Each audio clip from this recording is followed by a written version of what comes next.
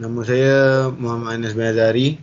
Nombor metrik 06 DEQ 19F1031. Saya akan memperkenalkan tokoh yang bernama Abu Nasr Al-Farabi. Nama sebenarnya Abu Nasr Muhammad Ibnu Tarkhan Ibnu Uzla Al-Farabi. Beliau lahir pada tahun 874 Masihi, 260 Hijrah di Transozia yang terletak dalam wilayah Wasij di Turki. Bapanya merupakan seorang anggota tentera yang miskin, tetapi semua itu tidak menghalangnya daripada mendapat pendidikan di Baghdad. Beliau telah mempelajari bahasa Arab di bawah pimpinan Ali Abu Bakar Muhammad Ibnu Al-Sari. Selepas beberapa waktu, beliau berpindah ke Damsyik sebelum meneruskan perjalanannya ke Halab. Semasa di sana, beliau telah berkhidmat di Istana Saif Al-Daulah dengan gaji 4 dirham sehari. Hal ini menyebabkan dia hidup dalam keadaan yang serba kekurangan. Al-Farabi terdidik dengan sifat qanaah menjadikan beliau yang amat sederhana, tidak gilakan harta dan cintakan dunia. Beliau lebih menumpukan perhatian untuk mencari ilmu daripada mendapatkan kekayaan duniawi. Sebab itulah Al-Farabi hidup dalam keadaan yang miskin sehingga beliau menghembuskan nafas terakhir pada tahun 1950 Masihi, 339 Hijrah. Walaupun Al-Farabi merupakan seorang yang zuhud, tetapi beliau bukan seorang ahli sufi. Beliau merupakan seorang ilmuwan yang cukup terkenal pada zamannya. Dia berkemampuan menguasai pelbagai bahasa. Selain itu, dia juga merupakan pemuzik yang handal. Lagu yang dihasilkan meninggalkan kesan secara langsung kepada pendengarnya. Selain mempunyai kemampuan untuk bermain muzik, beliau juga telah mencipta satu jenis alat muzik yang dikenali sebagai gambus.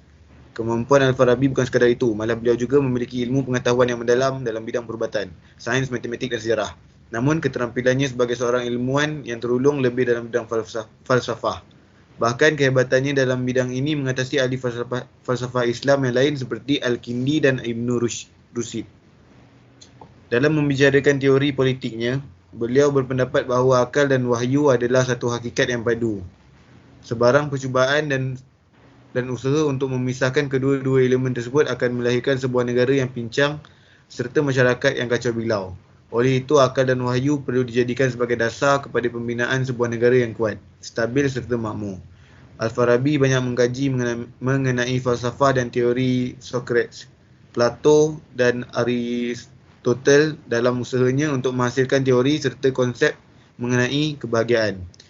Maka tidak hairanlah Al-Farabi dikenali sebagai seorang yang paling memahami falsafah Aristotle. Dia juga merupakan seorang terawal menulis ilmu logik Yunani secara teratur dalam bahasa Arab. Meskipun pemikiran falsafahnya banyak dipengaruhi oleh falsafah Yunani, tetapi beliau menentang pendapat Plato yang menganjurkan konsep pemisahan dalam kehidupan manusia. Menurut Al-Farabi, seorang ahli falsafah tidak seharusnya memisahkan dirinya daripada sains dan politik. Sebaliknya, perlu mengesuai kedua-duanya untuk menjadi seorang ahli falsafah yang sempurna.